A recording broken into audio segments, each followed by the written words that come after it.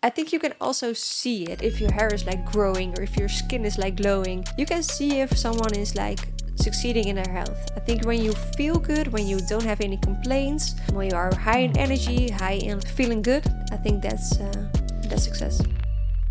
Treat yourself like someone you're responsible for helping. Why won't you just take your damn pills? Imagine that 100 people are prescribed a drug. Consider what happens next. 1/3 of them won't fill the prescription. Half of the remaining 67 will fill it in, but won't take the medication correctly. They'll miss doses, they'll quit taking it early, and they might not even take it at all. Latoya, welcome. Thank you. This is a very short extract from the book 12 Rules of Life from Jordan Peterson, where he basically discusses 12 rules that he has set for himself to better one's life. And he basically calls it a antidote to chaos. And one of the chapters was, as I mentioned, treat yourself like someone you're responsible for helping. And I think that is something you do, and that you help people a lot. So I thought this would be a great gift to give to you. So this is for you. Oh, thank you. Oh, that's so sweet. Did you read it? The whole book? When I read books, to be quite honest, I don't read all the pages. Yeah. I skim read everything. So I know all the rules and I've read it. Yeah. But I haven't read anything. I haven't read everything in detail. But because it was a very interesting book, I plan to read it completely. Yeah. And that is how I decide if I read books completely or not, by first reading everything as a kind of summary, and then I actually do the same. Yeah? Yeah. It Yeah. works You really well. skip a lot of like nonsense and you just Yeah. go to the good parts. Yeah. Yeah. It reminds me of something that I actually read in a book one time, and it said, it was in Dutch, so I'm going to translate it. But they said you only have one home for the rest of your life that you don't get to choose, and that's your body. You have to take your care. Yeah, like a normal home, like when you want to move, you can move, but your body, you're gonna have to, yeah, take care of that the rest of your life. You can't like choose the body you're in. Yeah. You cannot sell it. You cannot get another one. You have to really take care of this one. Yeah. Yeah. Also, I read a very interesting quote that was posted by Yunus Benjama, a boxing athlete, and he said something along the lines of spend less time thinking about the car you're gonna buy and spend more time investing in the vehicle you have to drive for the rest of your life. Yes. And he means obviously your body. Yeah. So I thought that was a beautiful quote, and Yeah. that is exactly what you mean. Yeah, that's exactly what I mean. Yeah. Nice. Really nice. This was a bit of a longer introduction. Now I'll do the real intro. Hey guys, how's everyone doing? We're doing well. I hope you're doing well as well. And today we're back with the 7th episode of the Success Show. And today we are joined by Latoya, a dietitian and a gut therapist, and basically someone that helps people improve themselves. And that's the topic of this podcast. So it's going to be really interesting. There will be a lot of practical advice for all of you. And I'll let you further introduce yourself. Welcome. Yeah, thank you. So my name is Latoya, and I'm the founder of the Food Hospital. And what we basically do is help people reduce their health symptoms and make them happy and healthy again. And we actually do that without medication. So as the name says, the Food Hospital, we get them healthy again with mostly food, but it's like a full personal health plan itself. So it can be as well with like vitamins or minerals or stress relief. We just help people get rid of their symptoms so that they are happy and energetic and don't have to take medicine anymore, or they can prevent taking medicine. Very interesting. So you basically discussed quickly about the ways you help people. Could you tell us something about the most common health problems that people enter the food hospital with? Yes. So the most common problems we see is having less energy than normally, having a burnout. I always ask the question, on a scale of 1 to 10, how much energy do you have? And people normally answer 4, 5, 6. That's for the average people we see. So it's getting more energy.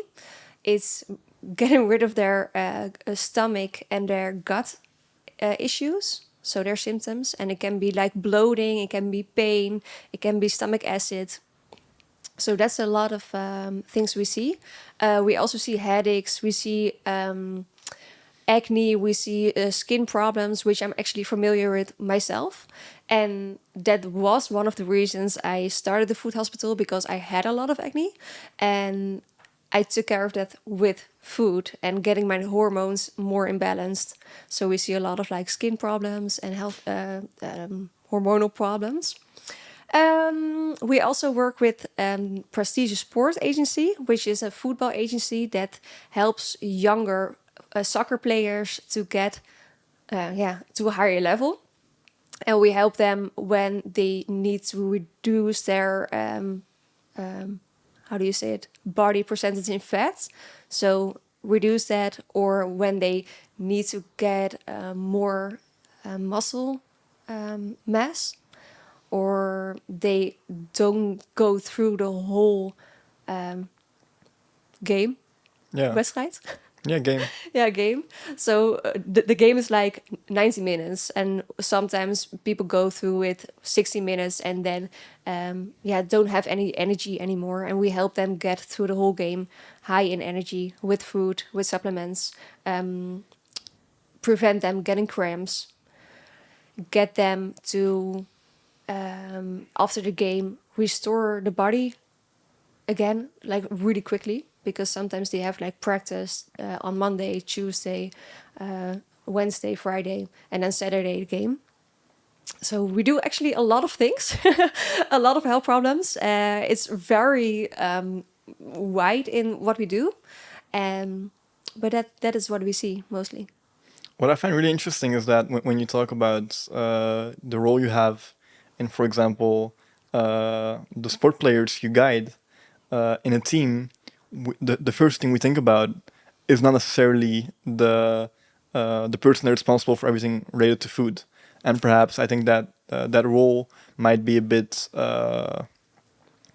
it might not be as acknowledged as much as like a fitness trainer or like a physical trainer. Mm-hmm. But I find it really interesting. You were talking about players that are not able to withstand 90 minutes of game time. 90 minutes is a lot. It's a lot.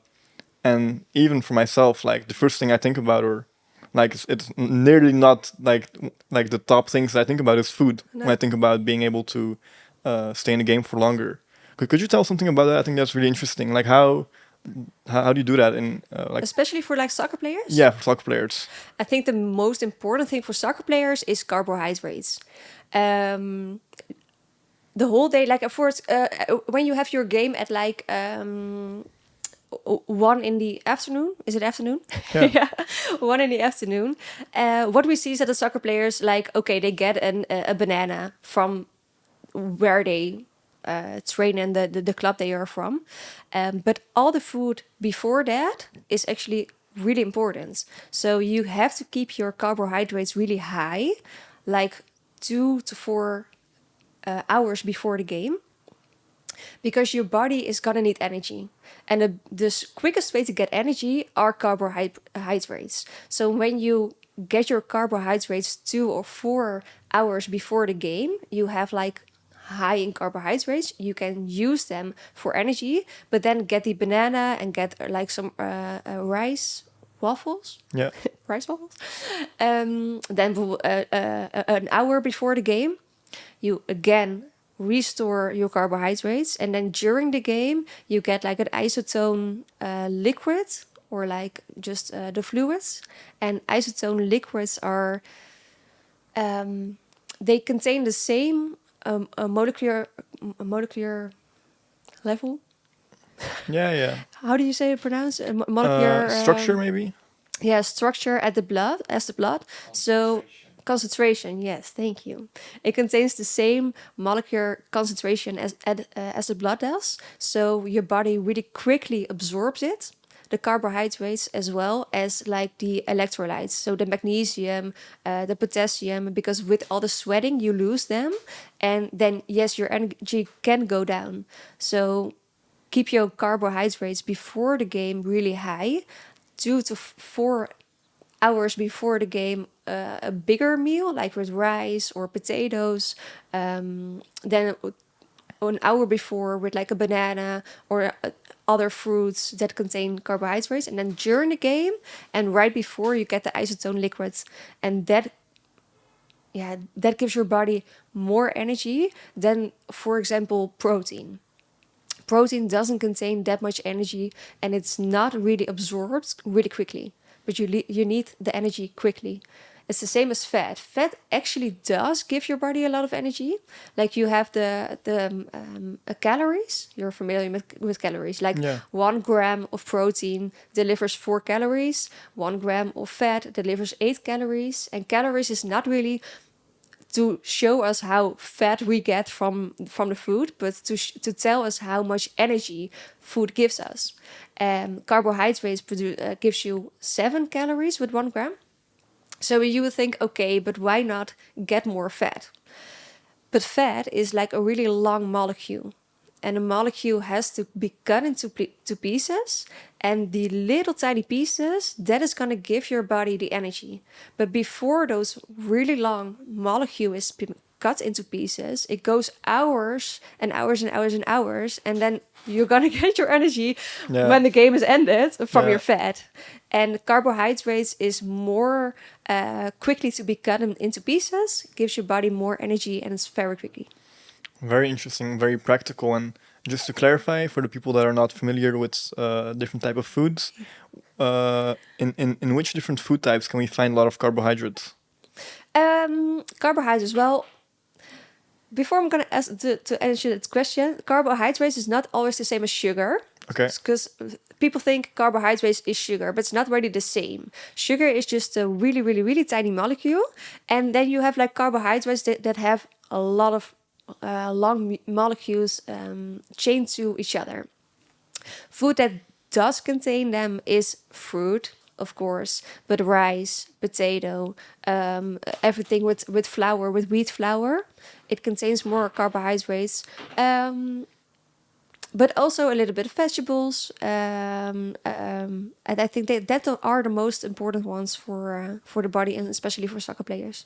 Very nice. And just to quickly end on the soccer players team, I'm really interested because I think this also applies for many more also different athletes, or right Yes. before working out. This is not just for soccer players, but Yeah. it applies for everyone that is about to train, I suppose. Yeah, yeah.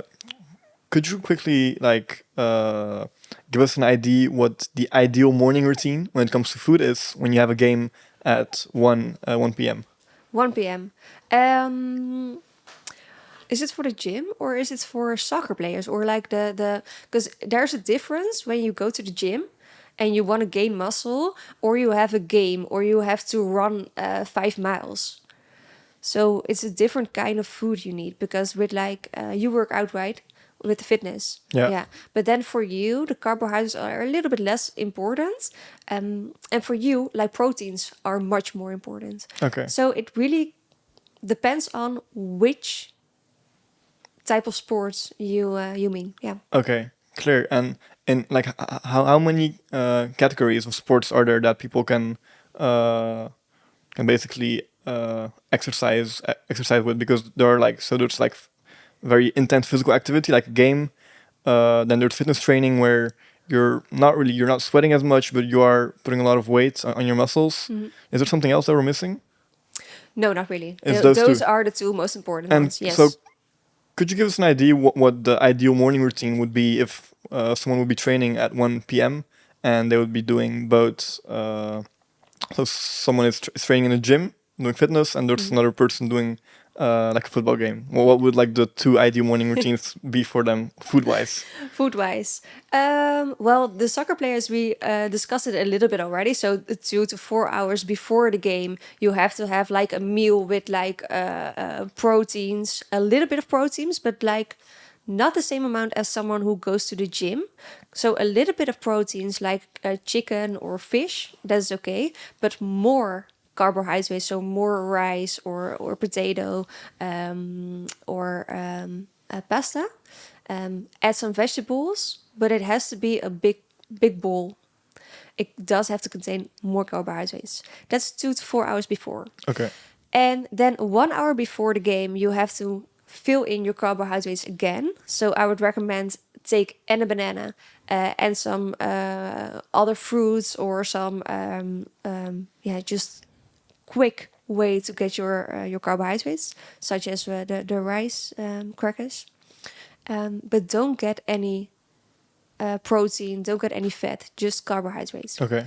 And then during the game, it's the isotone liquid.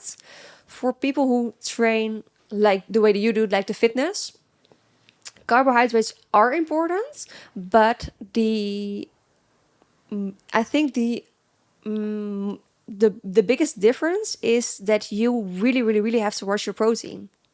So it's more based on the protein than it is on carbs. So if you want to gain in muscle, you have to have a certain amount of calories. That is like the first basic. When you are training and you don't get enough calories, you're not gonna grow in muscle. Only like the first few weeks when you have never trained before, sure, your body is gonna get you a little bit more muscle. But you have to have a certain amount of calories. And then you have to watch your proteins. And your proteins is a little, I think, a pretty basic calculation for that. So you have to get your body weight and then calculate it maal. What is maal? Here? Times. Times, yeah. You do your body weight. So what is your body weight? 73 kilos. 73. So you have 73 and then Times. multiply it. Yeah. Yeah. You have to have your body weight and then multiply it with 1.6, 1.8. Okay. I'm not that good in math, but when you have a calculator, Yeah, me neither. I'm sorry. you can just calculate how many grams proteins that is, and you have to get them every day. Okay, that's really easy and practical. That's really easy and practical for your calories. It's also very important for getting your weight up, getting your muscles up, because when you want to get your muscles up, you have to have energy. Those muscles need energy to grow. There's an overall calculation for your calories. It's called Harris and Benedict. Okay. That's like the formula we use to calculate how much energy you burn in a day. Just fill those in online. You can just Google it, Harris and Benedict. You get your BMR. And Yeah. BMR is just when you lie on the bed the whole day and do nothing. Because when you lie on the bed the whole day, your body is still gonna burn calories. Like your brain needs to function. All your muscles still need to keep intact. So it's gonna burn calories. Have that, the basics from the BMR. You're gonna multiply that with some of your activity. So when you sit all day and you have an office job, it's pretty low. But when you are een postbode, someone that's delivering Yeah, like papers. yeah, the post, yeah. The And you're journals, gonna sorry. like ride on your bicycle every day and you have like a lot of activity, then you are gonna burn more calories. Also, that is in the whole formula, so you can just fill that in online. But what you have to do when you want to add the weight on the muscles, you have to have 300 to 500 calories extra a day. So you just have your normal BMR, what your body is gonna burn, just do nothing. Then you have your calories that you are burning when you are like doing the everyday stuff. And then when you want to gain weight, just put on some extra calories, 300 to 500. Very clear. I have a specific question with regards to the isotone drinks, because, for example, in Holland we have this drink called AA. Yes. And like 2 weeks ago, I saw a post on LinkedIn, and they had like a bottle of AA, and next to it they had like 22 like blocks of sugar. Yeah. and they were like, "Look at what you're giving your child when they're working out. Like this is so much sugar." Hmm. And I love that drink. It's my favorite drink of all times. Yeah. But I never realized that there was so much sugar inside it. Yes. I don't know if that counts as isotonic drink, but even regardless, like most of our drinks, I believe they contain a lot of sugar. Yeah. Like, is that dangerous for us? Well, this is a very interesting question because, like, the HA has the orange stuff, but they also have an isotone uh, type, Yeah. and it says on the bottle isotone, and that contains less sugar than the other one. The other one, Oh, like okay. the isotone, means the same amount of sugar that your body actually has, and then you have hypertone. Hypertone is like much more, so it's more sugar, and then you have like one that's lower. Um, I, it's not good. That much amount of sugar. Is it dangerous? Not in that moment, no. But like long term, yes, it is dangerous because a lot of sugar is not good for your blood vessels and for your heart. You can just, I always explain this, the sugar as, do you ever make like a cocktail with like a little bit of sugar on the glass? Yeah, I see what you mean. Yeah, your blood veins are gonna do the same with the sugar. So the sugar is gonna actually stick into your blood veins, um, and that is gonna cause some trouble. And that is one of the reasons it's gonna cause inflammation. It's gonna cause that your cholesterol is gonna get Yeah. up. You don't want that. So in one moment, sugar, no, it's not that dangerous. Some people can get like a racing heartbeat or things like that, or just really hyper, but it's not dangerous at the moment. But it's long term, it is dangerous because that is one of the main reasons people get issues with inflammation, with diabetes, with everything that causes inflammation, even like depression. Um, so no, it's not good. So I can imagine bodies differ and the amount of physical activity that someone does in comparison to someone else also differs.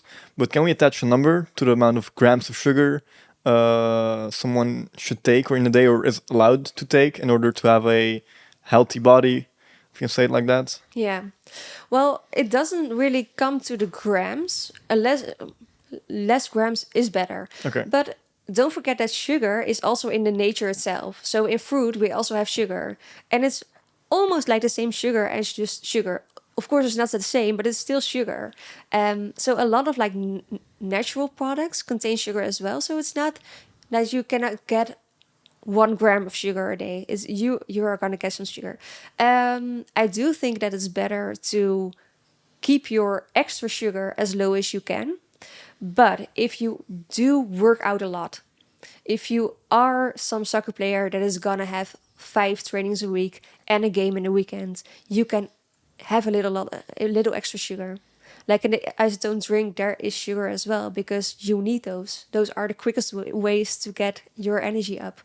Um, so yeah, you have sugar and you have sugar. You have sugar that is I in see the what you mean. normal Yeah. products, and then you have sugar that is like in sweets, in cookies, in everything else that also contain like a lot of other things that are not good. So try to keep those as low as possible, but look at what you are actually burning. If you are a stay-at-home mom, I don't know, Yeah. and you don't do that much, and you have your job at home, you are not active outside, you don't work out, yeah, then you really have to watch your sugar. Yes. Clear. So we quickly touched on healthy food. I mean, it's already a broad question, but how would you determine like healthy food? Healthy food. I always think that's a really difficult question to answer. Like, I know the answer. I think everybody knows the answer, what healthy food is. But there are a lot of side notes. Like, what I think healthy food is everything that comes from nature, like the veggies, the fruits, the good oil, olive oil, coconuts, some herbs like pepper, onion, garlic, good fish, good meat, legumes like lentils and chickpeas. Um, Everything that actually comes from nature, I think, is healthy food. But it's not that easy anymore. like the food we have now, like for example, the fish we get from our seas, do contain a little bit more of like heavy metals than they used to be. Also, when I give you the advice to eat more fish now, because yes, fish is what we need because we need omega-3 for like our entire body, and everybody's gonna now eat 5 times a week fish, we're gonna have a problem because of the overfishing. There are certain types of areas in the sea that don't contain certain specific fish anymore, and that's not good. So fish is good, fish is not good, and it's the same with meat. Like some meats are, our body is designed to eat meat, but our body is also designed to eat meat that we shot ourselves and Yeah, yeah, that that we yeah. lived in the wild and didn't get antibiotics and didn't get soy or grains as food, who didn't live in 1 meter area. So yes, we are made to eat food. Are we still made to eat the food that we can buy in the supermarket right now? I don't think so. So that balance is hard. Even for me, I know a lot, but I still think that's really hard. And like besides hunting for our food ourselves, uh, are there ways that we can get our hands on some like good fish or good meats, for example, without paying crazy amount of money? Because we know it's out there, right? Like you can find like 5-star steaks that were made in a very organic way, but it's really expensive. So Yeah. are there ways to like find a middle ground in that? Yeah. Well, it's gonna get more expensive. That's for sure. And I think that it's not about looking at the price of that, but I think it is. What I what I also do is that I am like, okay, meat, fine, eat the right quality of meat. But what you can do is like look at your week. Like, how many times a week do you eat meat right now? I love meat. So I think it's about like 4 to 5 times. 4 to 5 times. Yeah. Well, that's not even that bad. Like the most of the people I get in my consultation is like 6 to 7 times. Okay. And what I tell them or what I ask them, like, are you a fan of like a curry with like chickpeas, or are there like other ways to get your protein in a meal? So when you have like 6 days a week, when you now eat your meat, but you get 1 or 2 of those meals with lentils or with chickpeas. So 2 times less meat, and you use that amount of money you are saving, because legumes are like really cheap. You get your cheap chickpeas from like for €1, Yeah. and your meat is gonna get expensive whether you buy it organic or not. It's much more expensive. So with the price you are actually saving, put that amount of money into buying better quality food. And how can you recognize better quality food? Like, is there on labels? Because, like, for this podcast, I suppose there are people watching from all around the world. So I don't think we should talk just about Holland, because we're based in Holland. For the Yeah. people that didn't know, is there a way that we can know that this is like good meat or good fish, for example? Um, well, fish is a little different. Let's just talk about the meat first. You can look up grass-fed meat. That's always better. Okay. Because those are like when an animal is grass-fed, it means they didn't get soy or grains, and that means your food that you are eating actually contains more omega-3 as well, less omega-6, and that's better for your body. So look at grass-fed, and then please get ecologic, Ecologic. ecologic or biologic. I think ecologic is the Yeah. better word for it. Yeah, ecologic meat. So ecologic, and it's almost the same as grass-fed, but with ecologic you have more certainty that the people that that the animals are treated right. Yeah. Like we have that, for example, in Holland. We have like when we buy eggs, there's like little stars, Yeah, like well-being stars. yeah. So we should all aim to get like if we can afford it, to get as many stars as possible, right? Well, the stars on eggs, it's not the same. Okay. So when you have eggs with like 2 stars or 3 stars, it's not gonna it's not that much for your quality food. Is not that much better. When you look at quality food, you have to have your ecologic. Okay. So the Albert Heijn here also has the ecological one, but low, yeah, 2 or 3 stars. That you can look it up. It doesn't make that much difference. Okay. So it mainly concerns like meat and fish, if I understand correctly. They're talking about now when it comes to like ecological food. Yeah, but it is for eggs as well, Yeah. because the eggs, like the chicken, they they actually are used to eat like little worms and things. They just walk around and Yeah. just Yeah. pick everything up. And when you have 1 or 2 or 3 stars and it's not ecologic, from ecologic chicken, then they are still getting other foods. Though, so they are actually still getting grains and other things that Okay. you don't want your animals to eat. And that depends on that has influence on the quality, and also antibiotics. So ecologic means that they try to use as less antibiotics as they can. And when you don't have it, they are actually using a lot of antibiotics, and people are getting antibiotic resistance. And you actually get your antibiotics from the water we are drinking here. Like the water in the Netherlands is pretty good, but I'm gonna tell it like this because it's pretty good, but still contains some rests from medication as antibiotics. So I want to ask two things. I'm going to ask both of them so I don't forget. First thing about the water, I would love to hear more about that because I have a French background, Yeah. and my mom is always used to buying water in bottles. Yeah. And for people that are like crazy about plastic, in France it's like that. We can't drink water from the sink because there's like a very high level in chlor. Gloria. So we can't drink it. But even now in Holland, she's like, no, we can't trust the water that's coming from the sink. No. We have to get like bottles.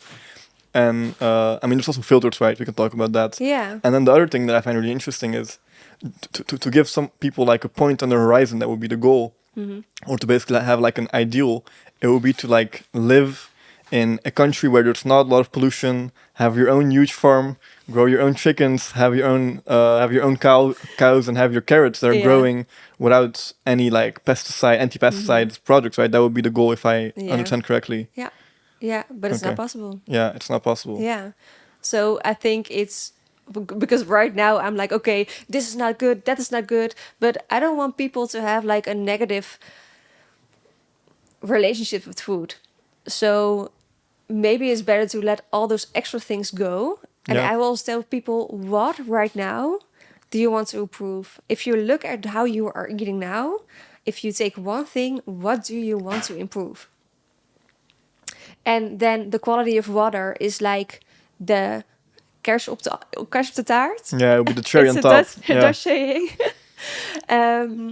So leave those extra things. It's good to know. It's good for your knowledge. But I think that the most of the people and most of our clients are coming in and they are like, oh, I don't know anymore. Nothing seems good anymore. Meat is not good. Fish is not good. My water is not good. Help!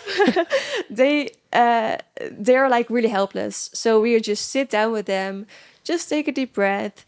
How do you eat now? And what do you want to improve? What is possible? Just take one thing, one step at a time. And they might say, oh, let's start with breakfast.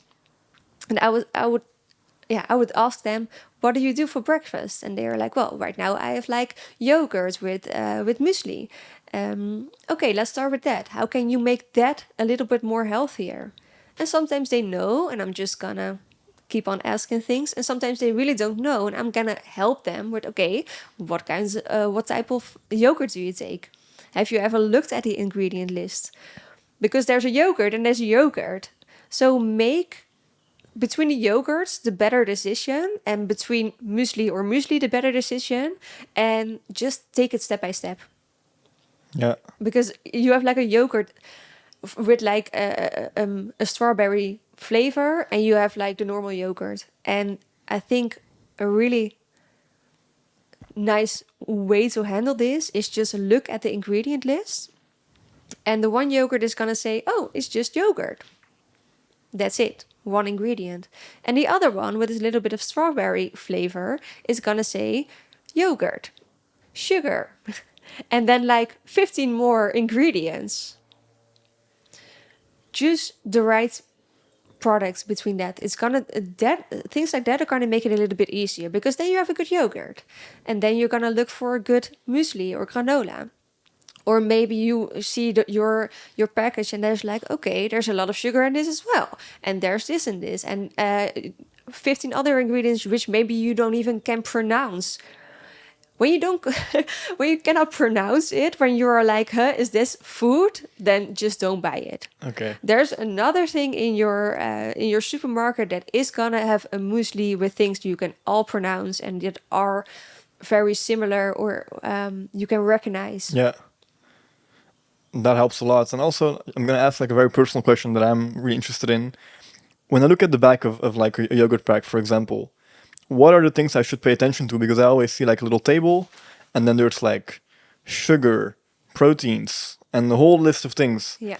And I mean, I don't have much knowledge. Now I do, but like for people that are just watching this or listening to this, Yeah. they might be like, okay, I know that sugar, it has to be as low as possible. But what are the other things? Like, what should we pay attention to when making the right choice when it comes to the most healthy alternative? Yeah. Good question. It's definitely the added sugar. So don't look at the carbohydrates, because like there's carbohydrates and below that there's added sugar. So that is more important. Yesterday there was actually pretty nice to tell you. We went to the supermarket and my boyfriend always buys fries for an air fryer. And you're like, okay, that's not healthy. But you have like fries and fries. So he is gonna look up the ingredient list. Okay, this fries has potato and oil. That's actually not that bad. And then next to that package was a sweet potato fries. And he was like reading it. And the first thing he does is actually compare all the sugar. And the sugar was really high. And then the ingredient list said sweet potato, sugar, modified it. I don't know what else it says. Things I cannot pronounce. A lot of E numbers. There was even a color in it. So probably an orange. It's an E number that adds color. Yeah. So probably an orange color to get your sweet potato even oranger. Yeah. So it looks like sweet potato is the better choice. When the other fries only contains potato and oil. So you can. The first thing you can do is look at the added sugar, but you can see the added sugar also in the ingredient list. So when you are comparing, compare how many ingredients it has, and if it has things you cannot pronounce, leave it. If it has added sugar, leave it. I was actually I'm getting a dog, right?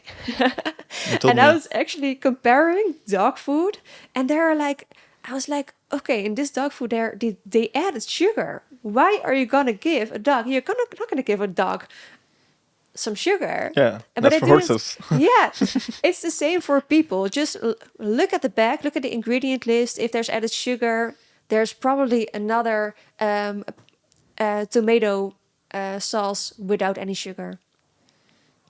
Clear. And just to give the people some more practical advice, what are some things that we could do to make it easier to eat healthy, besides looking at the ingredient list? To eat healthier.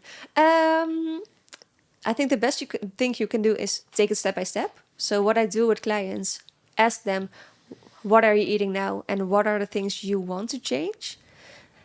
And then maybe, like when I ask you, what do you want to change about your diet, your food pattern? I would love to gain about 5 kilos and, if possible, stay at a very low fat percentage, because now I'm at 6.6 and I would like to maintain that whilst gaining 5 kilos of muscle. I think that's a really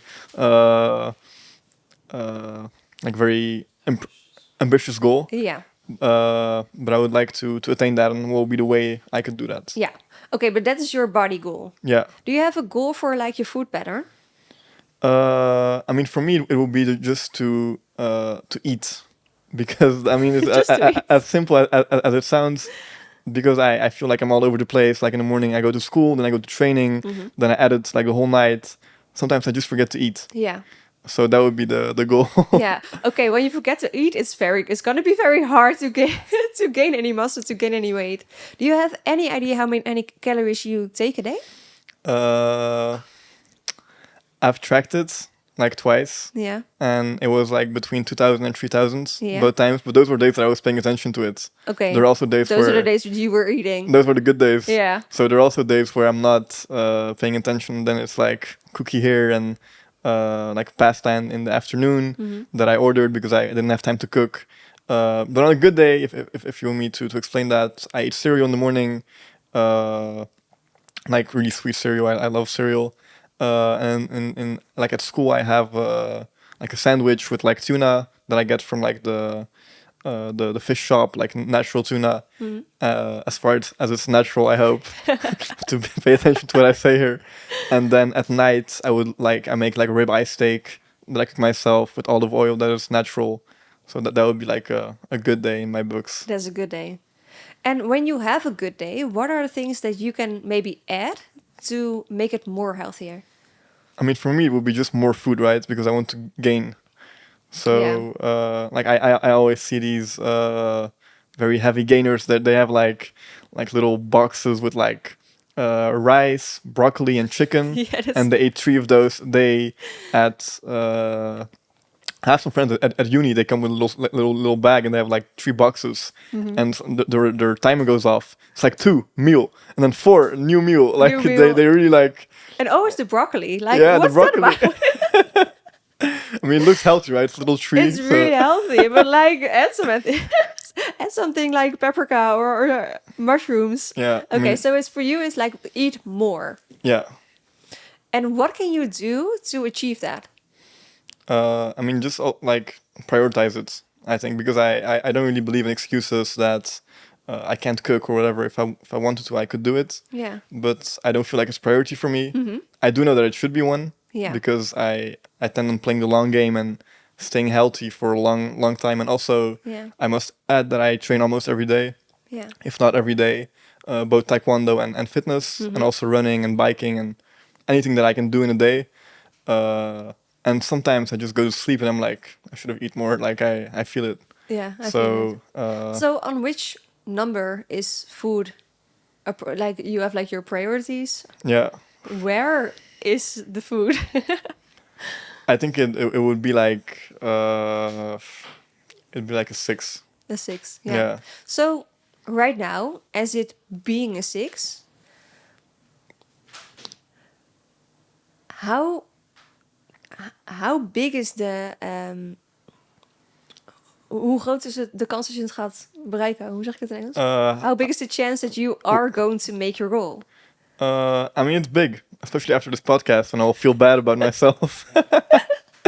But no, like the thing is, like I'm aware of this, and like also I used to like live with my parents, and then everything would be done, Yeah. and now that's not the case anymore. So I have to cook myself, Yeah.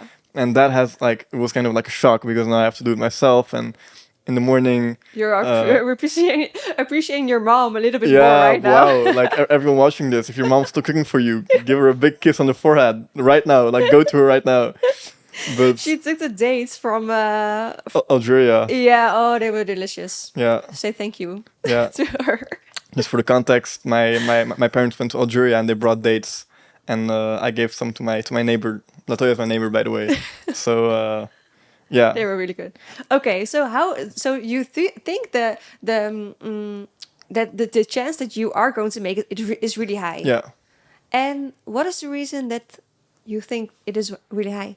Because as I said, like I want to be healthy I just want to be like healthy on all the aspects. I feel like training wise I'm doing well. Yeah. Sleep wise, there are a lot of improvements to be made. I was gonna say it goes well, but there are a lot Really of important as well if you want to yeah, gain weight. yeah. So like, yeah, I mean, I know I have to work on both my sleep and my food. Yeah.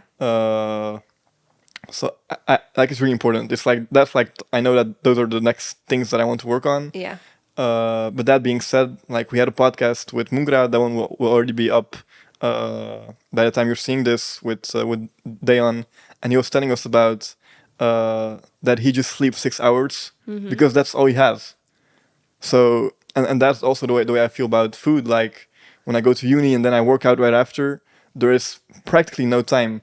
Yeah. But then I like extreme accountability where I'm like, no, Ines, no excuses. Yeah. I could prepare it. Yeah. I could like the night before when I'm scrolling on my phone on Instagram, it would be much better used to just go in the kitchen and go to the kitchen and Yeah. make some boxes where I put some rice in and some broccoli Yeah. and some chicken or like whatever I need and then use that for the rest of the week. I know it's possible. Meal prepping is I Yeah. think it's a good way.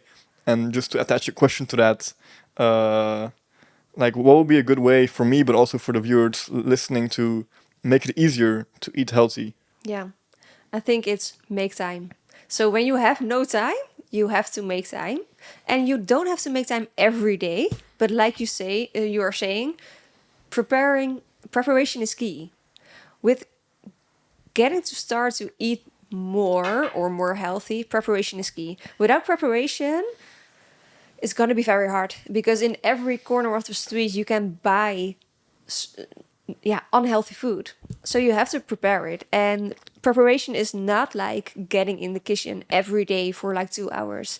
Preparation for me as well, like as much as I love cooking, I love baking healthy things. I'm not that much time in the kitchen actually because I prepare it. So two times a week, I know those are the days, like it's always Sunday and then Monday or Thursday. Then I block an hour, hour and a half. Then I'm in the kitchen. Then I'm preparing my food.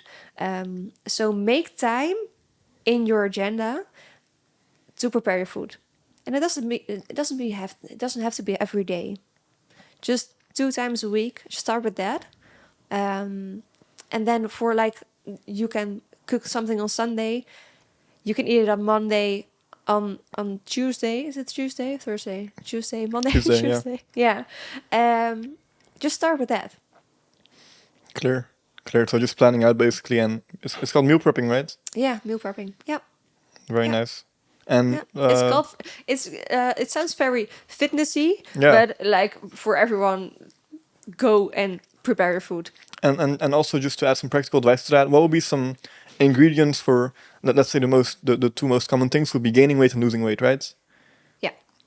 For someone that wants to lose weight, what would their meal prep look like? And then we can go into someone that wants to gain weight. I think the meal prep is basically the same because you want your healthy foods. So for someone who wants to lose weight or gain weight, it's going to be the same. The difference is if you're going to gain weight, you have to have more food and more calories. When you are losing weight, you have to have a little less calories than you are burning. So for the preparation, I don't think it's not any different. Maybe your portion is a little bit smaller. When you are gaining weight, you have a bigger portion, but you don't actually have to, yeah, get other food. And you can calculate those portions, right? By what you said about the calorie tracking app. Yeah. So for someone that wants to gain weight, it will be 300 to 500 extra calories. Yeah. And for someone that wants to lose weight, what would be the numbers that you can attach to that? 500 calories less. Okay. And imagine someone's also working out. How does that change the equation? Does it have any impacts, or is that only better? Then if you work out, it's gonna go faster, but it doesn't change anything. Okay. I do not recommend getting 1,000 calories. Like for example, I'm a woman. I'm not that tall. I think I burn like 2,000 calories a day. When I skip 500, I'm already on 1,500. Don't go below that because when you are actually below a certain amount of calories, you're gonna get your body to go in. How do you call it in spaarstand? Hibernation mode? Yeah, In a way. saving mode. Yeah, saving mode. Yeah, saving mode. So I actually see that with quite men and women who want to lose the weight. So they are gonna get cold. They always have cold hands, cold feet. Their energy is gonna get lower. Don't go below that 500 calories less a day.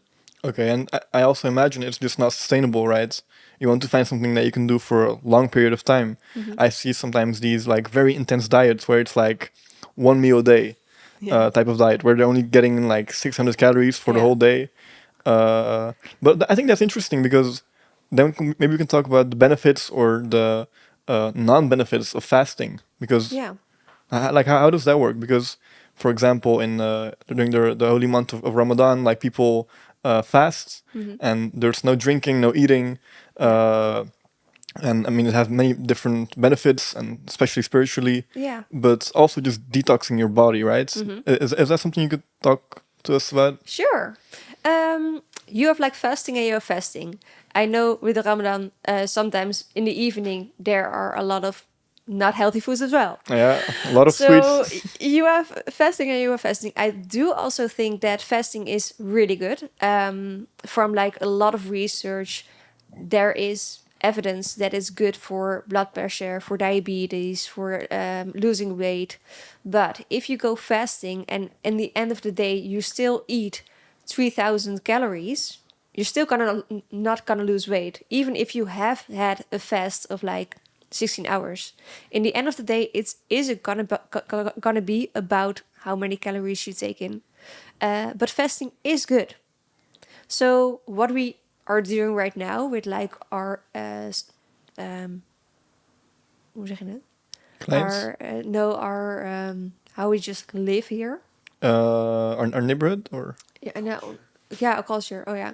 So our culture is actually like you can buy your food everywhere. yeah, You can eat in the morning, you can have a snack, you can have your lunch, you can have a snack again, you can have your dinner, you can have a snack again.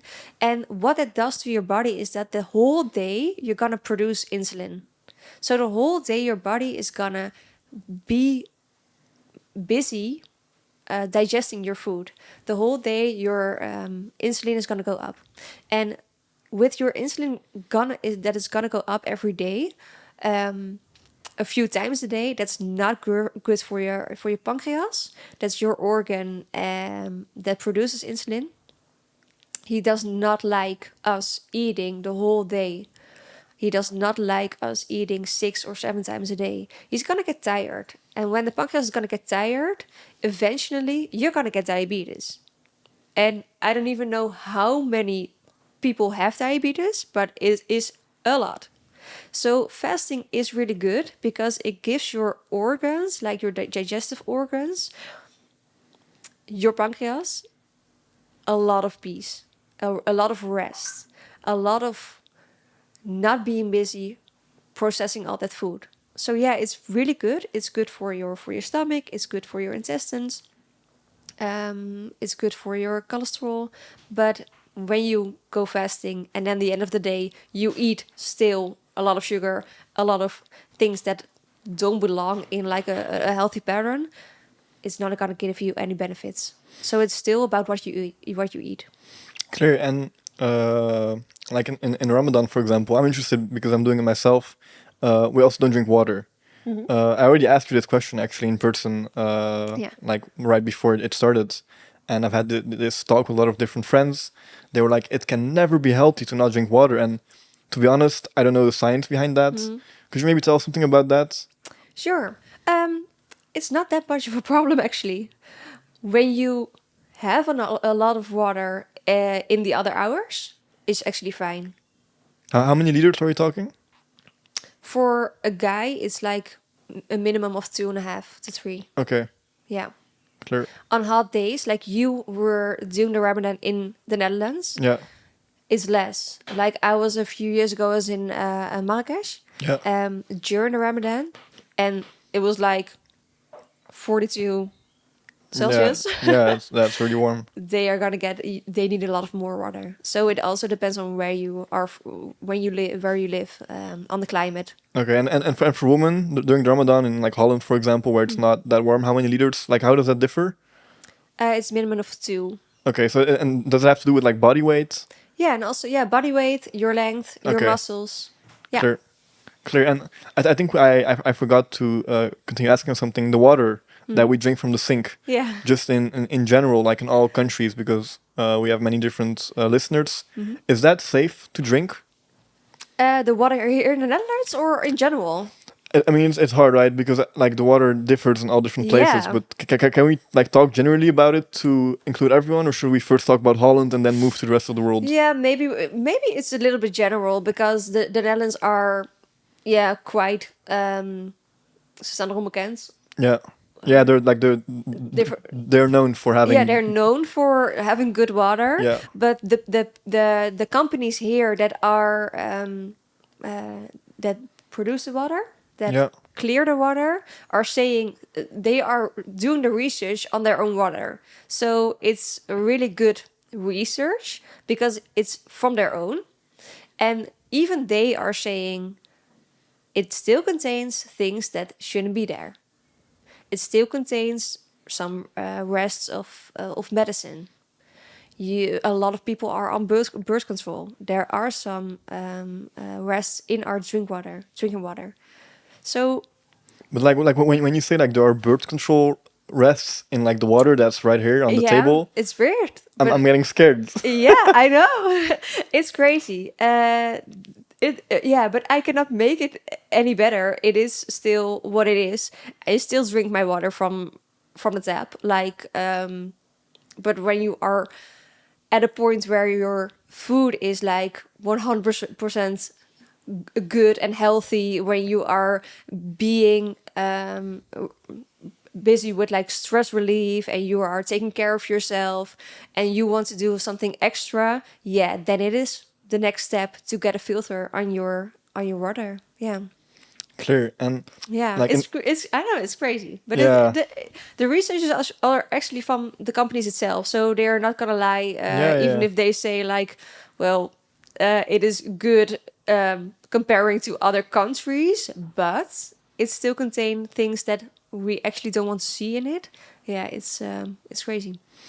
I think now in the last 6 episodes of this podcast, I say, in order to give our viewers practical advice, imagine someone starts working, they start making a little money, and they want to invest back in themselves. Mm-hmm. Okay, I'm now creating like a little imaginary situation. Mm-hmm. For example, myself, like 1.5 years ago, I started delivering pizzas, and I was making some money, and I was like, okay, I want to spend this money on myself. I'm not going to buy Gucci designer.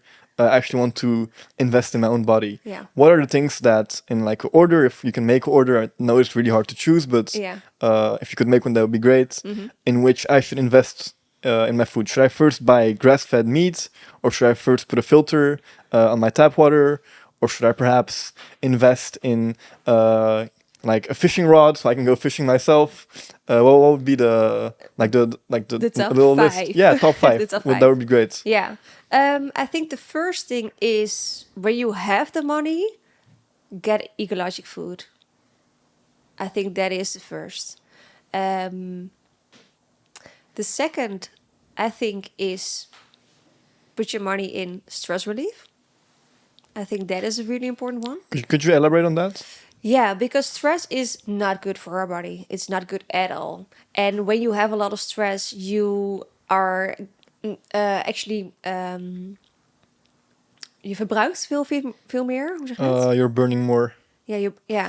When you have a lot of stress, you're burning more amino acids, more magnesium. So when you have stress, you actually need more nutrients. So do stress relief. It's better for your organs. It's better for everything, for your rest, for a little bit of anti-aging. So stress relief is actually number 2. And also just the practical side, stress relief could be like a walk to the beach, meditation. Could you give us some ways that Yeah. that you recommend your clients? Yeah, well, it depends on per client actually, because some are not even able to go to the beach and relax there.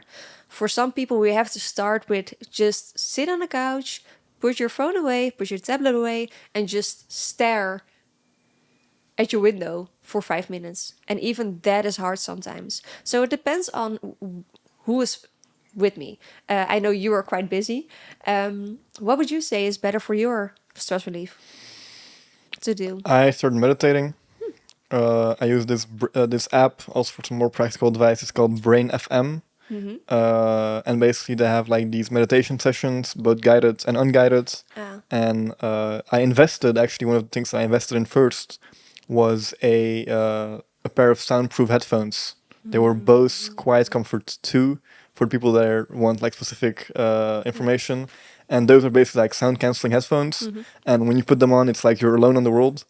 And I basically put on the meditation and I just lay on my bed, close my eyes, Wow. and I just watch my thoughts pass by. But I must say, like in that way, I'm also really flawed. I don't do this enough. I know it works really well for me, just like I know that I should be eating more healthy food. Yeah. But sometimes I just don't prioritize it enough No. until I get like super overly stressed, and then I start doing it. I start doing it for like 2 weeks, and then like business is going well again or whatever, and then I start like neglecting it again, and it goes Yeah. like this. Yeah. But I think I mean, I know it. Yeah. Like the ideal way would be to find like a stress relief program that I can do for like a long time. And then also, for example, when I'm like really, really stressed, I go to the beach, just go for a walk, leave my phone at home. Yeah. Something else would be Yeah. like sauna, cold water, swimming, working out. All those things help me in stress relief, and I try to do everything like in combination with each other. So that's what helps for me. Yeah. I think the things that you are doing those are perfect for stress relief. Yeah. Yeah. I think a lot of people can use more things like that. Stress is like causing a lot of problems. It is causing inflammation actually. So do things for your stress relief, like go to the beach, go for a walk, even if you're like this high on stress and you don't have the time, or plan your time, or just sit on the couch and just put your phone away, because also the phone gives you stress as well. And Make it as small or as big, um, what your situation is right now. So look at your situation and just go from there. And like when you sit on the couch, like one thing we learn in meditation is that we should pay attention to our breathing. And there's also Wim Hof. Yeah. Jordan Crone talked about this in his podcast. Mm-hmm. For example, before a fighter goes into the ring, Mm-hmm. the stress level is like to the roof. Yeah. If you've ever been in a position where you're about to present in front of a school, or you're about to have like a taekwondo match, or you're about to have like a TED talk, just something that takes a lot of courage to do. Yeah. Specifically talking like for an athlete going into the cage Yeah. and perhaps getting injured to a point that could be like fatal. Uh, Jordan talked about like breathing. Could you Mm-hmm. tell us something about breathing as well, if that is something you touch on with your clients? I do. It's not something I work with because I have a breathing coach, which I send my clients to. Okay. So sometimes I actually hear people talking, and I'm like, wow, they are here. And I ask them, can you breathe a little bit lower? And they are like, no, I can't. And then actually, sometimes I'm not even gonna start the therapy. Sometimes I'm gonna start with getting them to breathe better. Okay. But they don't do that with me. I send them to one of my breath workers. Clear. Yeah. And like for the people that are listening on Spotify, you said breathing here. Yeah. What do you mean with that? Well, they're like breathing here. It's like in their throat. Like you can breathe from your stomach, or more like your lungs, or like your throat. And people that are really high in stress, they cannot go down to the stomach Okay. breathing or down to the lung breathing. They are still high in, yeah, I call it high in their breathing.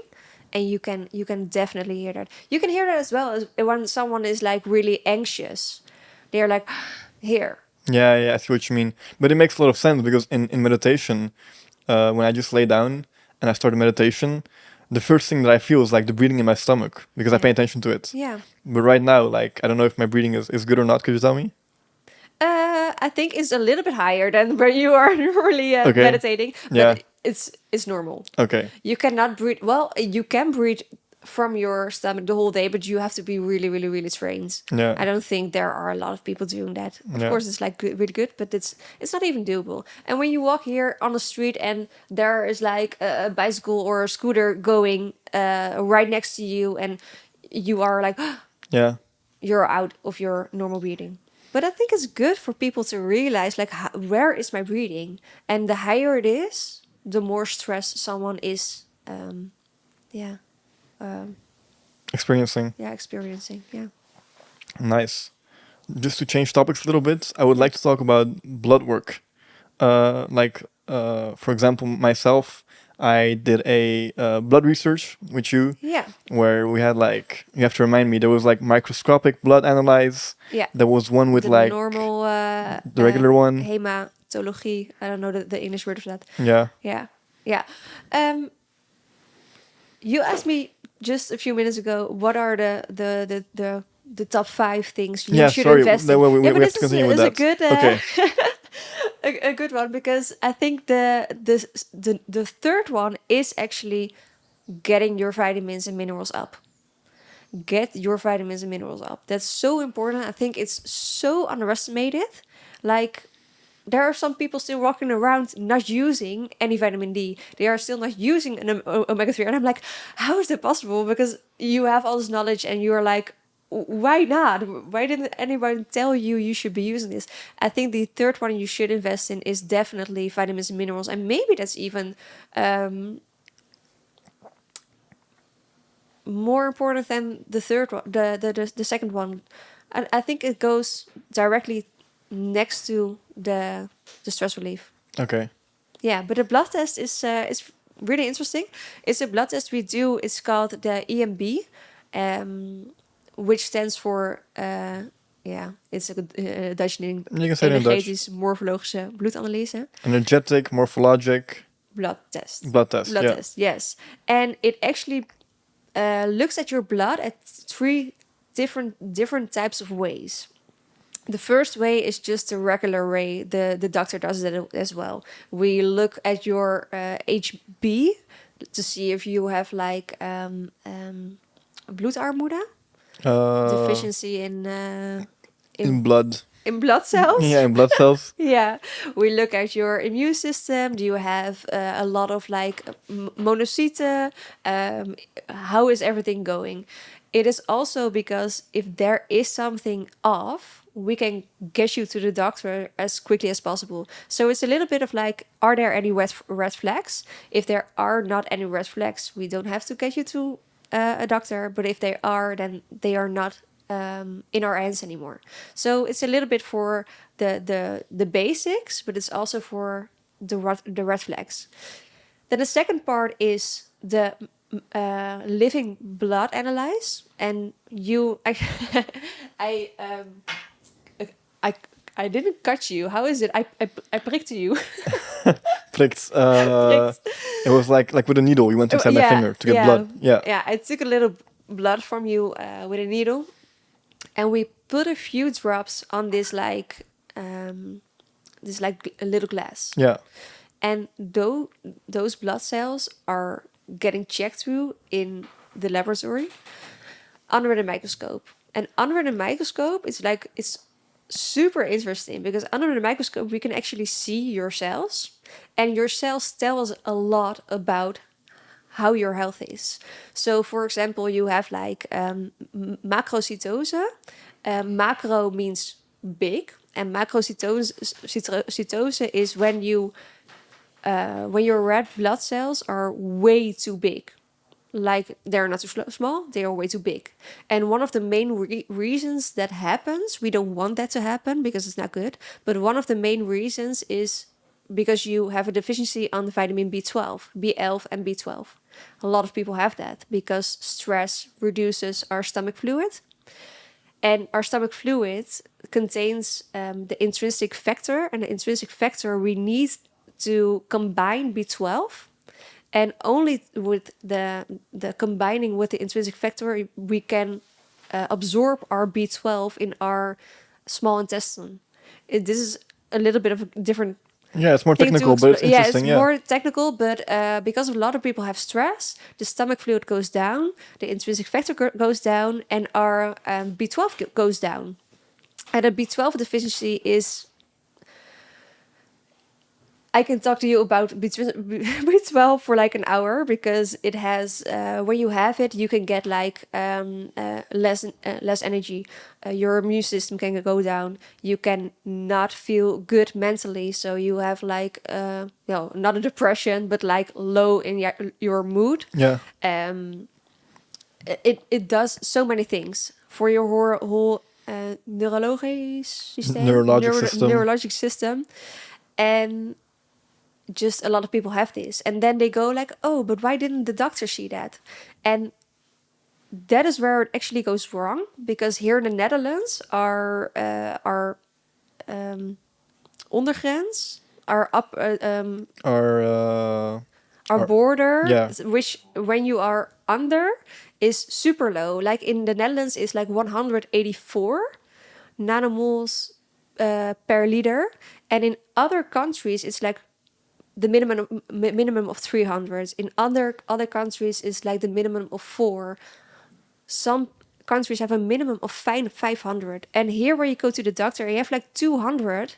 When I see 200 of B12 from the blood test from the doctor, I'm like, that's not optimal. So just to quickly interrupt you to make it clear, that means that in different countries they have different borders where it's like this is sufficient, Yeah. but you knowing like you've done research, you know Yeah. that what the doctors say is not always as accurate because in No. other countries it's different. It's different, and it's not that the other countries are maybe right. It's just that there's a big gray area. We actually don't know what a good B12 in our blood is, so that makes our tests, I think it's a little bit better because we can see your blood. The EMB tests. Because under the microscope we can actually see that your red blood cells have increased in size. So when you go to the doctor, it's like 200, it's fine. There's nothing Yeah. nothing on the hand. It's not English, I know. I'm like Louis van Gaal. You mean like it's no problem. It's No, fine. it's no problem. And it's actually the same with like vitamin D. Like in the Netherlands, vitamin D is like when you have like 65, they are like, it's good. But when you are looking at the evidence, 65 is far from good. It's far from optimal health. Like optimal health is 120, 130, 140. It's not 56. 56, 65. 65. It's a big difference. And it's also, I don't know if you noticed, but there are blood references. Yeah. Like our references which the laboratory forms are. So sometimes this is like vitamin D has to be between 30 and 80. Yeah. I don't know if you noticed, but those references are based on the people who actually go to the doctors in some types of area. So here in The Hague, it can be a different reference than in Groningen. Okay. So it's different. And you can ask yourself, the people that go to the doctors, are they the people you want to Ooh. compare your blood? Because they might have issues, right? Like They might have issues. They don't go to the doctor because No. nothing's on the hand. Nothing is on the hand. So if you take a really, really, really healthy population and you get those blood tests, what is it going to say then? I don't know. I think it's higher, but I don't know. So, I mean, this is a really hard question, I think, but imagine now I am convinced that I should take supplements. Yeah. What would be the right way to know the amount of supplements that I need? As in, like, the amount of grams of vitamin C, the amount of pills I should take of vitamin D, Yeah. the amount of, like, curcuma I should take, all the different things. Yeah. What would be a way to determine that? That is super hard because, like, you are here right now in the Netherlands, but maybe you have been to Dubai for the last 2 months. So that means your vitamin D is probably more higher than when you didn't go to the sun. So you actually have to get your vitamin D checked. Okay.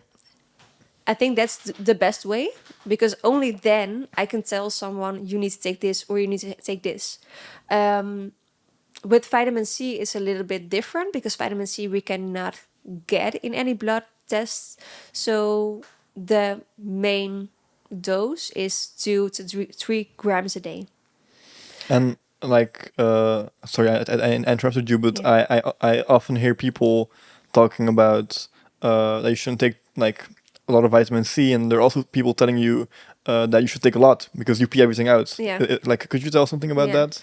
Yeah, there was one research in the past where there was vitamin C given to an X amount of people. And the results were that some people were getting kidney issues. That got into the news. That got spreading all over the Netherlands. Still people are very scared of vitamin C. They actually translated that into the media the wrong way. The people who did get into those research were already having kidney problems. So when you have kidney problems, no, I do not recommend you taking 7 grams a day. But the thing is, people are way too scared for vitamin C than they actually should be. But there's a side note, because you have vitamin C and you have vitamin C. You have the good vitamin C, which I do recommend, but you have vitamin C that even with 1 or 2 grams a day, people can get stomach issues, intestinal issues. It cannot go the good way. It's not dangerous, but it's not good to experience as well. It's called the ascorbic acid. Ascorbic acid is a really sour form of vitamin C. It's gonna get you into trouble. So never go for an ascorbic acid, especially when you are want to dose. When you want to get your dose up. So when you want to take a few grams a day, do not take ascorbic acid. Okay, and you can see that on the packaging. Yeah, you can. Yeah. Okay, clear. And this is funny, just a personal anecdote. When I go to school, I don't always have time to because I take supplements. I'm thankful to have you as a neighbor, so that was a eye-opening It was experience. so funny when you like, Latoya, can you check out my supplements? And you just put them all like in like next to each other. next to each other, in front of the window. And I was like looking outside of the window. You were like inside, and I was like looking at your supplements. Like, the thing is, you always have to turn it around from the outside, from the voorkant, from the front the side. front. I cannot actually see if a supplement is good. It's the same as buying a granola or yogurt. Yeah. I have to see the ingredients. Yeah. Yeah. I mean, yeah, that's hilarious. But like, so I did like the fact that you were taking supplements, because a lot of people are not, and I'm like disappointed. Like, take a vitamin D where you are living in the Netherlands. But so that's exactly the question that I was going to ask. So in the morning, I don't always have time to take them and drink water and take them and take water. So I prepare them the day before. I put them in a little lunchbox, and then when I go to school, whilst I'm in my lesson, I start taking them. yeah, And there was a guy that was next to me. He's like, "Are you taking drugs?" Because I had like all type of like different pills, and they were like different colors, and I had like 15 of them. It was like B, C, D, spirulina, curcuma, omega-3.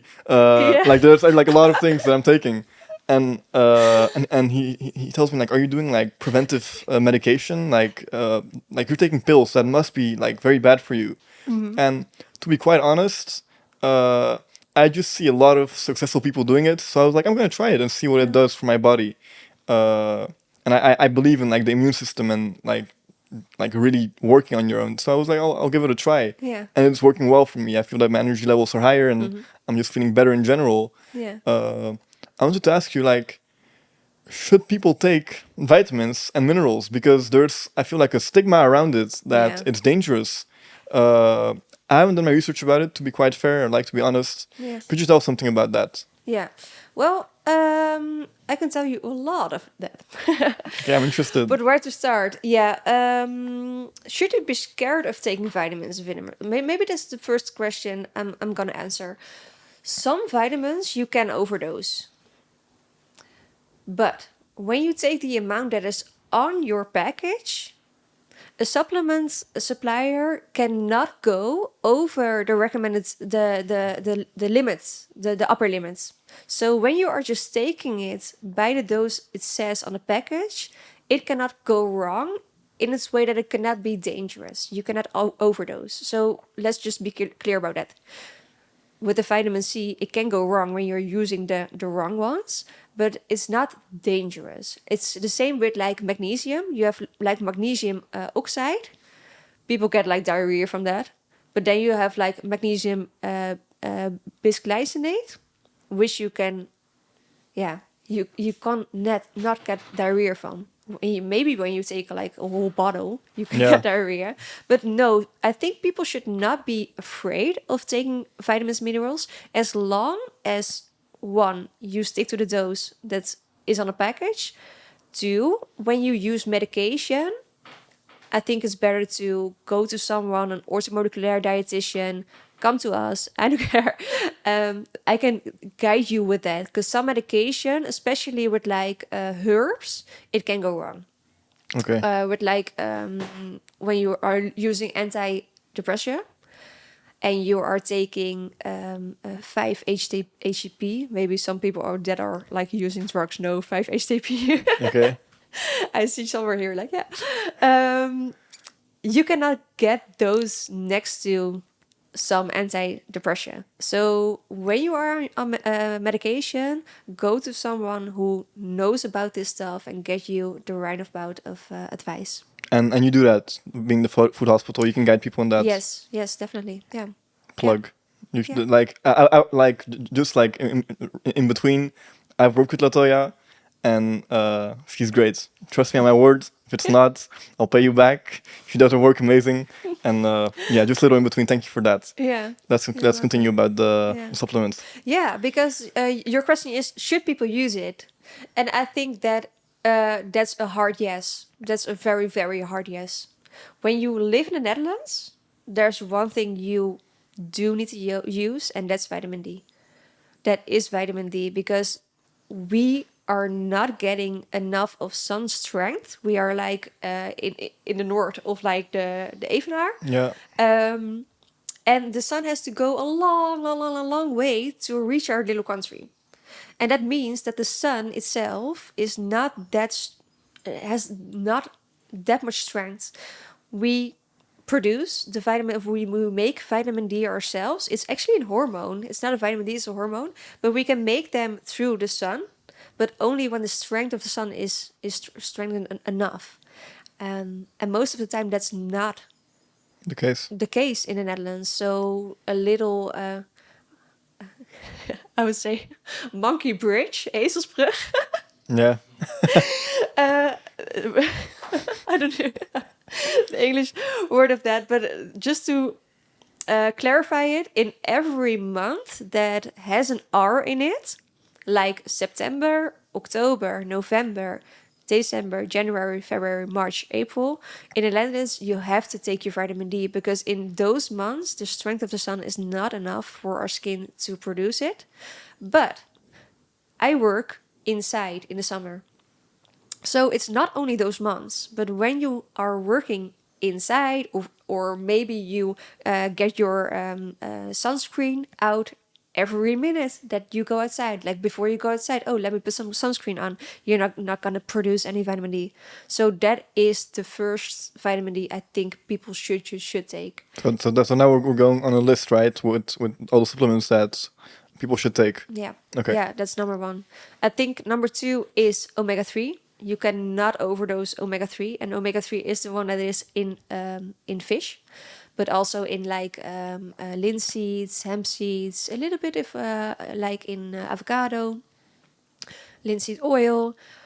Our body needs quite a lot of vitamin D because we have like 1 trillion body cells in our body, and every body cell has a cell membrane, and a cell membrane is like your outside of your cells.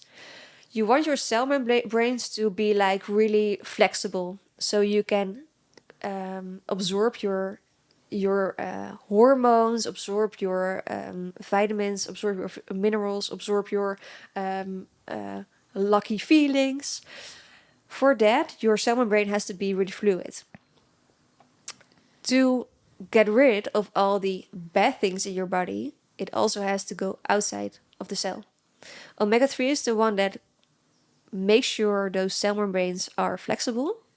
So when you have like a trillion body cells, every cell has a cell membrane. Without a cell membrane, you don't have a cell. Yep. So every cell in your body actually needs the vitamin of the omega-3. So it's good for your brain, for concentration. When you have ADHD, when you have a depression, it's good for your bones. It's good for your heart, for your blood vessels. It's good for your hormones because some hormones are actually made of some fats. It's good for your intestinal wall. It's good for your immune system. It's good for everything because every cell needs the omega-3. Clear. Yeah, so that's number 2 that I would recommend. Are there more which I do recommend for everybody? Maybe vitamin C, yeah. But then in like an ester form. Ester form is a form that is not sour, that your body absorbs really well. And vitamin C we also need for a lot of things. Immune system, for our bones, for our collagen, for our skin.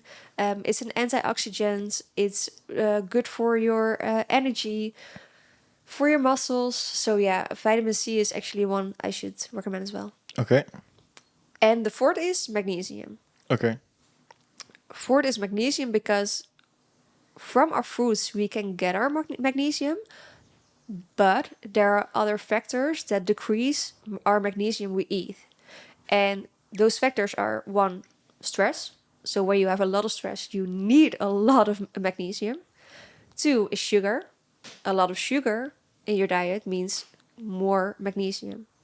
Then we have a certain amount of like medication, but also like caffeine, alcohol. It all reduces our magnesium. And magnesium is a mineral that activates like more than 300. Now, not activates, but is like a part of like 300 reactions in our body.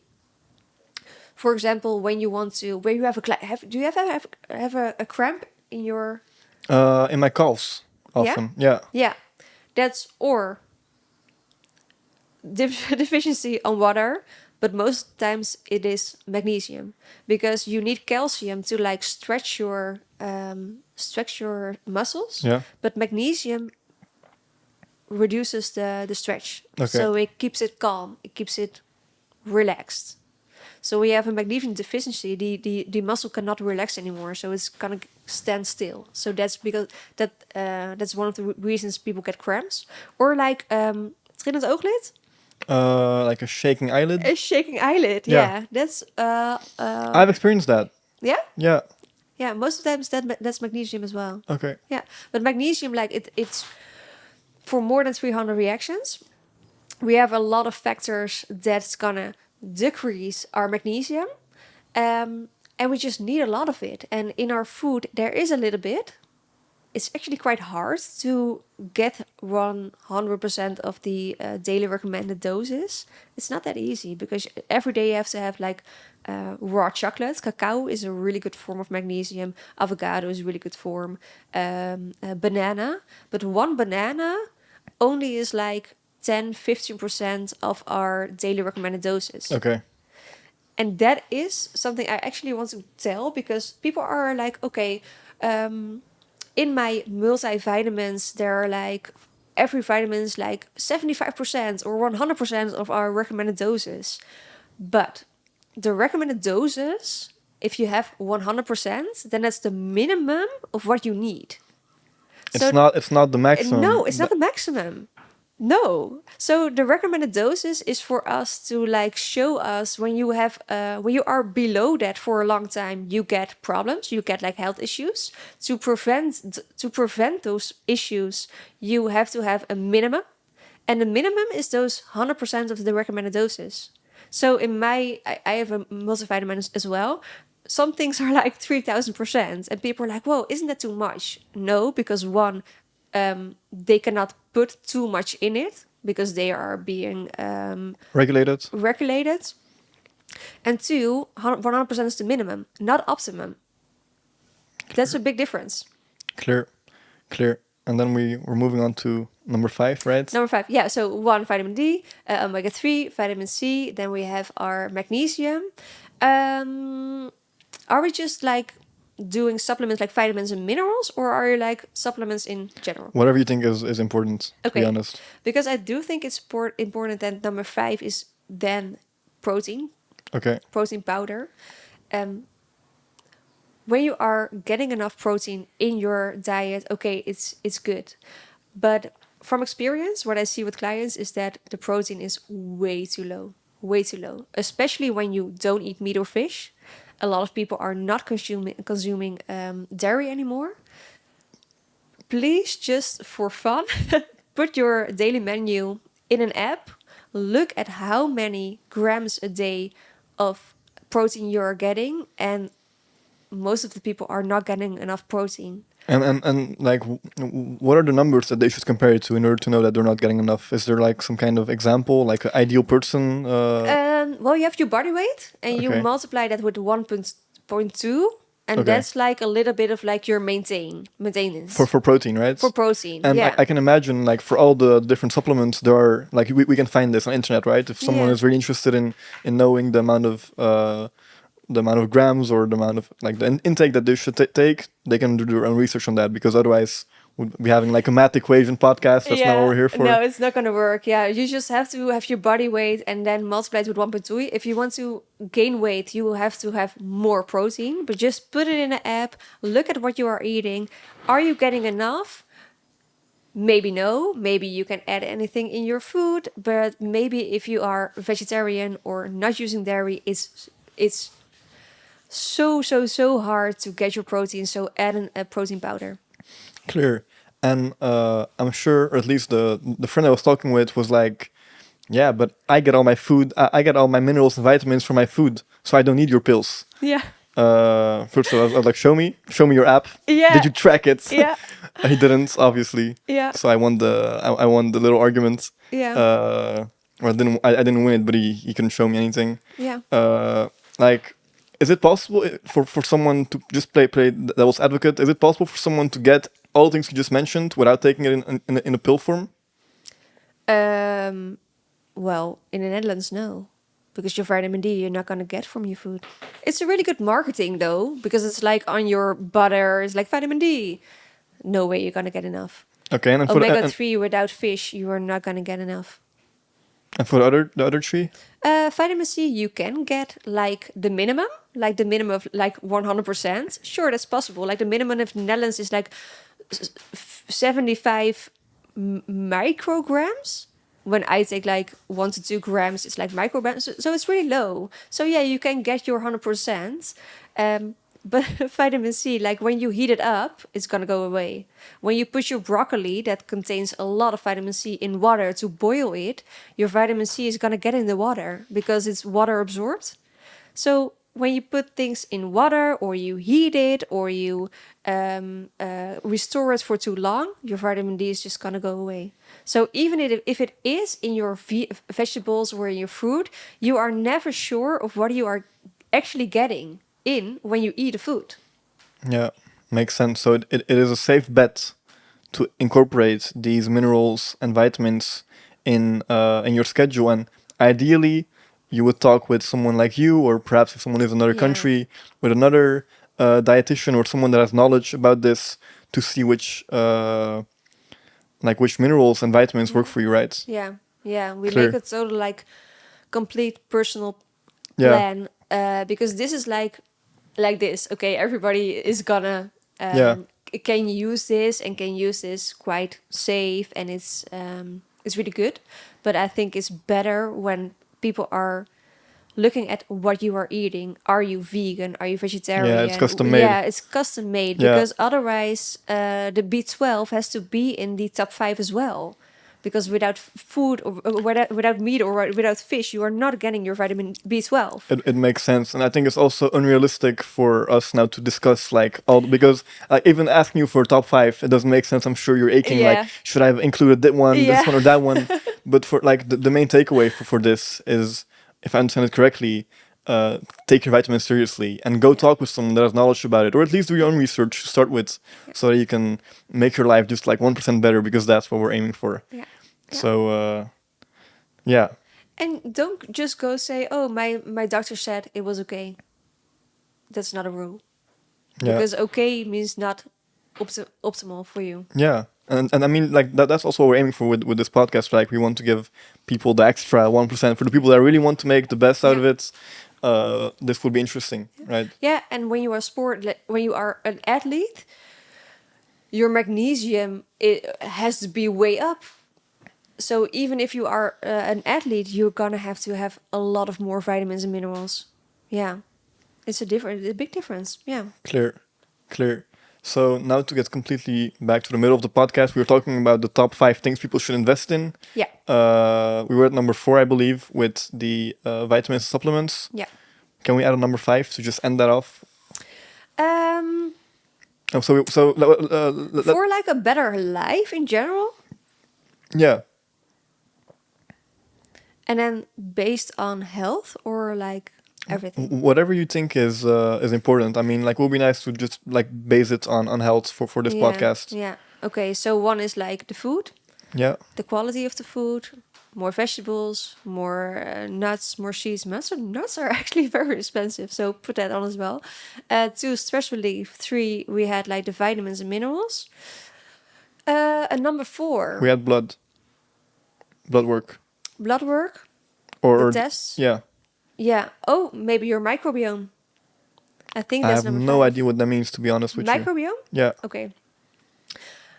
I was just talking about how many cells we have of our own. It's like 30 trillion cells. But we actually have more bacteria in us than we have our human selves. And that's weird because you contain more bacteria than you do of your own cells.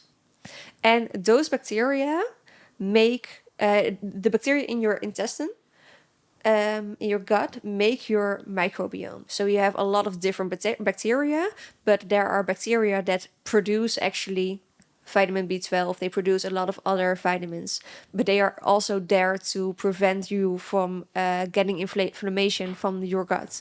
They are there to produce a certain amount of stoffen, Substances.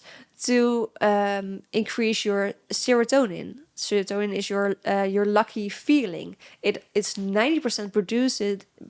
It's for 90% produced in the gut. Those bacteria are a massive base of the health. Without bacteria, we wouldn't exist. So those bacteria are like the base of our health in general, and more and more and more studies actually tell us that. And the gut used to be like a place where you just store your food, and when it's like done and it's like full, you just go to the toilet and you just lose it, and no one is ever going to mention it. But more and more studies tell us that your whole base, your whole foundation of your health is actually in your gut. You have like the brain gut, hersen-darm-as, Okay. Yeah. I have brain yeah. gut connection. Yeah. And maybe you recognize, like, when you are really stressed, it can go through your gut. Like, some people get obstipation, some people get diarrhea, but it also works the other way around. So the brain and the gut are actually communicating with each other. And could you specify for the people that don't know, where's the gut located, and like what is it in the body? Your gut is your intestinal. Okay. Intestinal. Yeah, we understand it. You have like your small and your big intestine, and the most of the bacteria are in your big intestine. So it's like the second one. So first your food is going through your mouth, and then going through your throat, slokdarm, your Yeah, people can look at like a biological table, and they should yeah, pay attention they to should pay attention to it. biology class. I actually teach, and in Dutch, like, this is in my system, so okay, did this, but in English, like, okay, oh, your stomach, Yeah. and then your small intestinal, and then your big intestine. Okay. And the bacteria are in your big intestine, and they do a lot for us. So you have to keep them happy. You have to keep them healthy, and nowadays the doctor throws with antibiotics. They are a little bit like declining that, but those antibiotics actually kill those bacteria. They kill the bad bacteria when you are having a bad bacteria, but they are also killing the good bacteria. So that's a huge problem for our health, because the more and more antibiotics you get, the more and more you kill also the good bacteria that are so important for your health. And what is also important for those bacteria is that you eat fiber. And fiber is not only whole wheat bread or whole wheat grains. Fiber is also fruit and vegetables. Fiber is also coconut. Fiber is also things from the sea. It's also seeds. It's also lentils and everything contain fiber, and those bacteria need a lot of fibers to like be happy. I always tell my clients like see your gut as a zoo. It's a zoo, and you have like a different species, you have like different animals. And when you don't feed your kangaroo is gonna die. He's not happy, he's gonna go away. And it's the same for your gut bacteria. You have different ones, and everybody wants different kinds of foods, and you have to keep them happy and healthy. And that is, I think, for me, number 5, have a healthy gut. Clear, clear. And yeah, I mean that's really clear and really practical for the people that are listening to this till now. I think those are 5 things that you should invest in Yeah. if you want to better your health. And then the You can also test that, by the way, how? with a stool test. So you just go to the toilet, you get your stool, put it in a little tube, send it. We actually work with a German company, so we send it to Germany, and over there they're gonna see, okay, which bacteria do you have, which bacteria don't you have? Do you have an ontsteking, an inflammation in the Yeah. gut? How is your pancreas? Is he still working? Do you have too many fat in your stool? Do you have too many protein? So we can test that very well, and based on that, we can also make a plan to get that a lot better. It's interesting. I mean, like the gut, for at least for what I knew, like in biology class, I don't remember talking about it a lot. No. We talked about all the other things that you mentioned, and also mainstream research that I've seen in YouTube videos or other athletes that I work with talk about all the vitamins and minerals. But Yeah. the gut is something that a lot of people can improve in. Yeah. Yeah. And also you can take your vitamins and your vitamin and your minerals, but it has to be absorbed in your small intestine. So I don't know, have you ever heard from SIBO? No, what is No? it? SIBO stands for small intestinal bowel overgrowth. So you have too many bacteria in your small intestine, and those are the people that are having like a belly, like they are pregnant. So like Okay. there's a lot of like air in it. Bloated. Yeah, bloating. And they have a lot of other problems as well. But it means you have too many bacteria in your small intestine. So you can eat really good food. You can eat a lot of like fruits, vegetables, nuts, seeds, good meat, good fish. But if those bacteria are there, they are going to eat from your vitamins and minerals. So you can still be deficient Yeah. because those bacteria are going to eat from your food. It's like everything's connected, right, in the body. Yeah. It's very fascinating. Yeah. So it's not really about what you eat anymore. It's also about how It's absorbed. are you absorbing it? Are you even absorbing it? If your pancreas is not working the right way, you can eat meat, but meat has to be cut into pieces, and from those small pieces, you can get your minerals. If it's not being cut and it's gonna go to into your stool, into the toilet, you haven't been absorbing it. So your stool actually tells you a lot of like, are you processing your food good? Are you absorbing it right? So it's not about just what you eat; it's about what your body does it with it as well. Yeah, I mean, I always like to draw parallels between these things. In the beginning, we talked about working out, and I told you I don't sleep much, and you were like, "Oh, but then it's gonna be really hard." Yeah. Like, but it's the same thing, right? Like, Yeah. you need to work on everything in order for Yeah. it to work well. Yeah. You can't.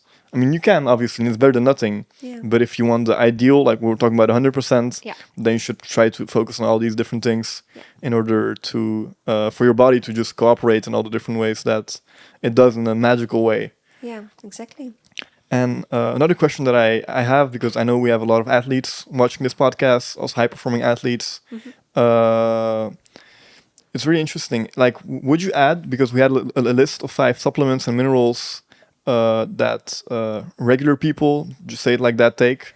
What about athletes? Is there like something that they could change in their regimen? I think for athletes, the basic is the same. So get your proteins, get your magnesium, especially your magnesium, get your omega-3, get your vitamin D. Those are all actually very important also to om te presteren, to perform. Perform. When you want a little bit extra, you can also look at creatine. So creatine, especially for example, for you, you want to increase your muscles. Creatine, we know, is gonna help you increase that, but you have to take it every day. You have to be very consistent with that. So creatine is something you can use for the muscles. 2 questions about creatine. Yeah. One, I know there's like a huge myth around it with hair loss.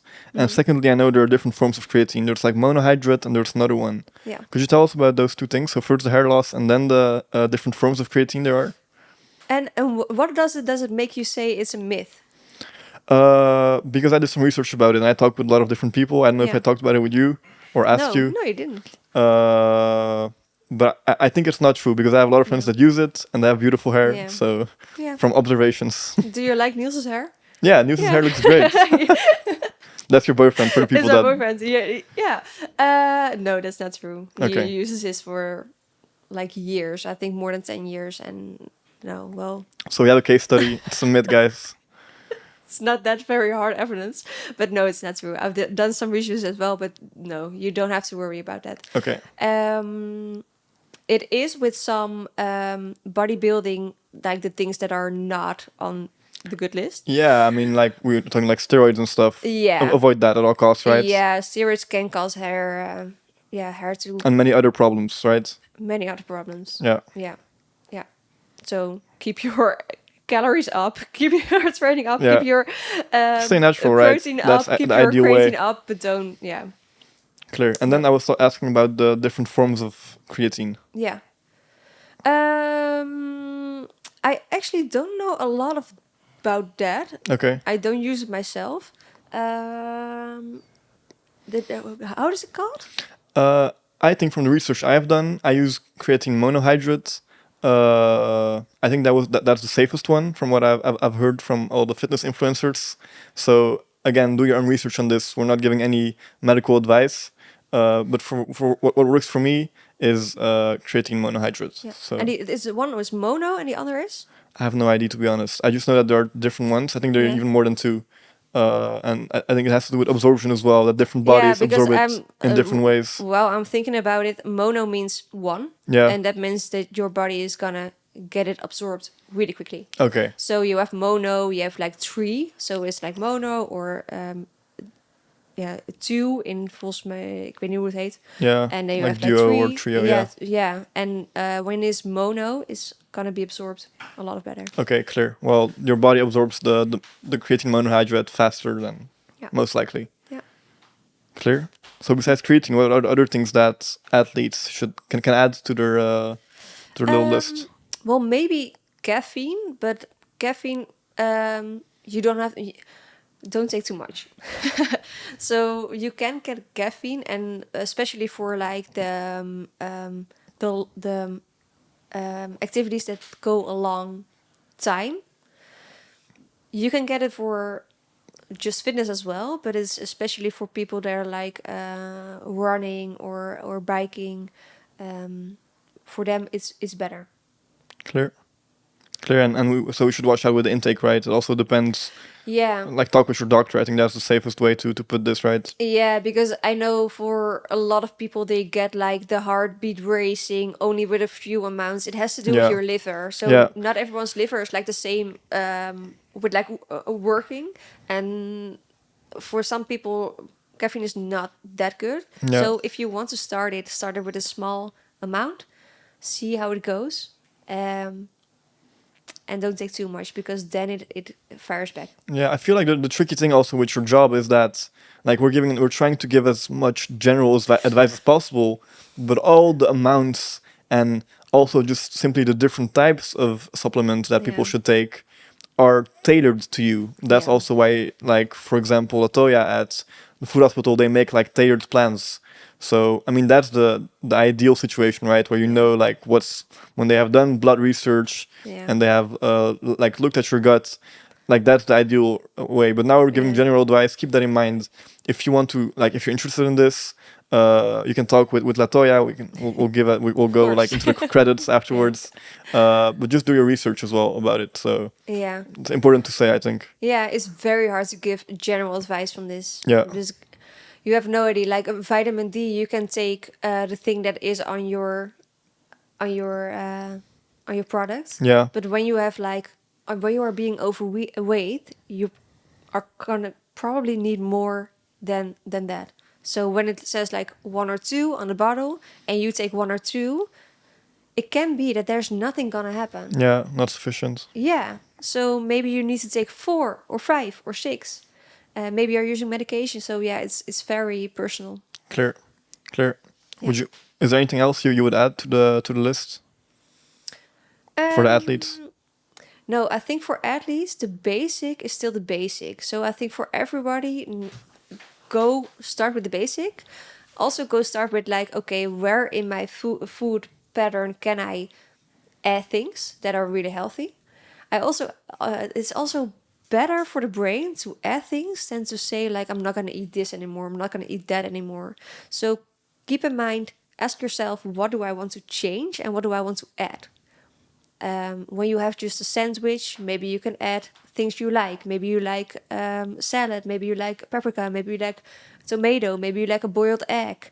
It all contains different nutritions, which are very healthy. But look at your own pattern and go make it more. Go make it more fun. Go make it more colorful. Go make it more interesting. Go make it more delicious. Clear. Clear. I think that's really clear. And I think to not overload the audience with information, I would like to I would like to end with the one and only success show question.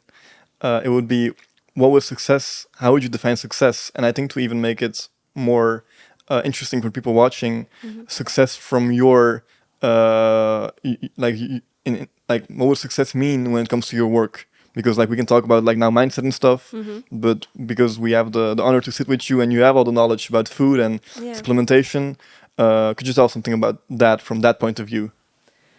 You mean like for what is like the Yeah, like when you have success in your health, Yeah. or I think when you have success in your health, you can feel it. I think you can feel the balance. So when you have success in your health, I think you are high in energy.